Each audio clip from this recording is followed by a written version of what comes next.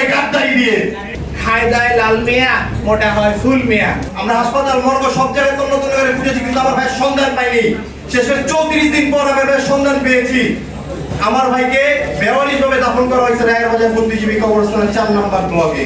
তো এটা জানার পর এই সুশীল সমাজ, এই ইন্টিরিম, এই উপদেষ্টা, এদের দ্বারা দ্বারে ঘুরছি, প্রত্যেকটা দপ্তরে দপ্তরে ঘুরছি, প্রত্যেকটা সমন্বয়কের কাছে গেছি আমাদের ভাইদের কবরগুলো শনাক্ত করে ডিএনএ টেস্টের মাধ্যমে। তাদের কানে এই কথা পৌঁছায় নাই, তাদের কানে পৌঁছাইছে 1.5 বছর পর আমাদের ভাইদের কবর সন্ধান করছে। ডিএনএ টেস্টের মাধ্যমে আমার ভাইয়ের কবর পাওয়া গেছে, শুধু পাইছি আমার ভাইয়ের হাড্ডি। বাংলাদেশের রাজনীতি কি জানেন? নোংরা। এই দেশের রাজনীতি হলো নোংরা। এই দেশের রাজনীতিতে এমপির ছেলে মরে না, মন্ত্রীর ছেলে মরে না, মরে সাধারণ ঘরের ছেলেরা।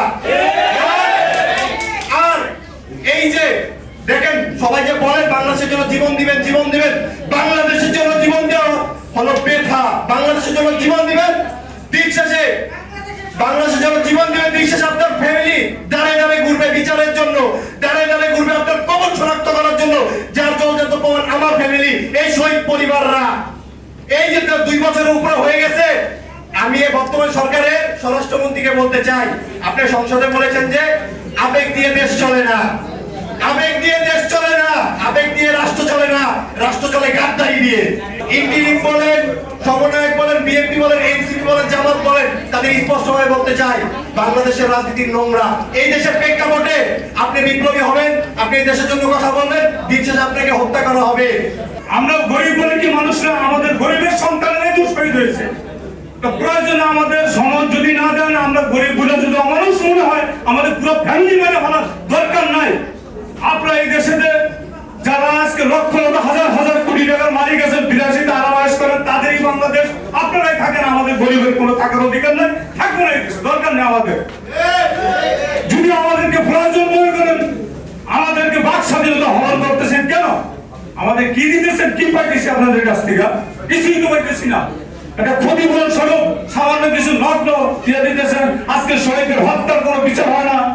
আজকে যদি সরকারের কোনো সমালোচনা করা হয়, প্রশাসনের কোনো সমালোচনা করা হয়, সাইবার ক্রাইমের মাধ্যমে তাকে খুঁজে বের করে আইনের আওতায় না, তাদের রিমান্ডে বিচার করেন। আমাদের সন্তানরা হত্যা হয়েছে, তাদেরকে একটা আসামি ধরে এই পর্যন্ত বিচার আওতায় আনেন না। বিচার কেন হলো না বাংলাদেশে? আমি এই হত্যাকাণ্ডের বিচার চাই। আমাদের দলাদলি করার দরকার নাই।